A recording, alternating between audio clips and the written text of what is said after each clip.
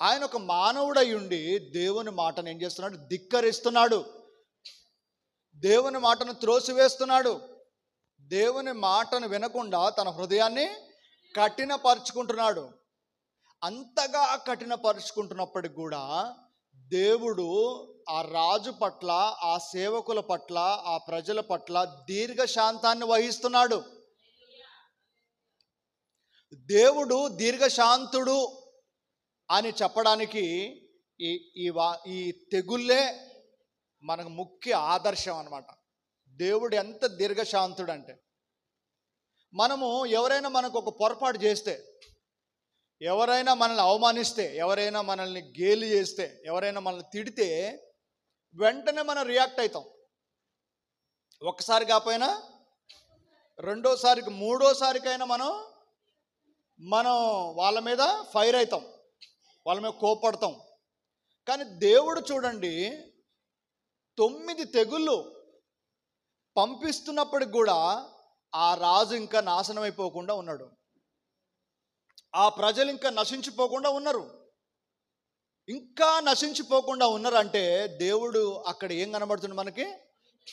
దేవుడు ఎంత ప్రేమ గలవాడో, ఎంత దీర్ఘశాంతుడో కదా, ఎంత కృపా కనికరం గల దేవుడో. శత్రువులను కూడా ఆయన ఎంతగా కనికరిస్తాడో, శత్రువు మీద కూడా ఎంత దయ చూపిస్తాడో ఇక్కడ మనకు అర్థమవుతుంది.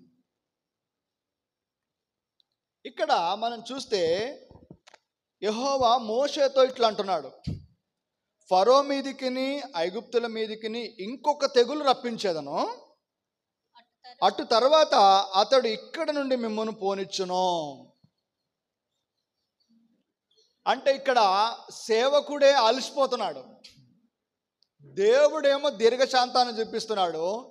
దేవుని సేవకుడు, ఏందయ్యా ఇంకా నువ్వు ఇంకా కనికరపడుతున్నావు, ఇంకా ఆ రాజు పైన, కఠినంగా ఉండే రాజు పైన జాలి చూపిస్తున్నావు, ఇంకా నువ్వు వారిని ఇంకా క్షమిస్తున్నావు ఎందుకు అన్నట్టుగా ఈ మోషే అహరోనులు ఎదురు చూస్తున్నారు. కానీ దేవుడు మాత్రం ఆయన చేయాల్సిన కీడు చెయ్యకుండా ఆయన దీర్ఘశాంతాన్ని కలిగి ఉన్నాడు. దేవుడికి మహిమ కలుగును గాక. మనం అందరం ఒకసారి ఆలోచన చేయాలి.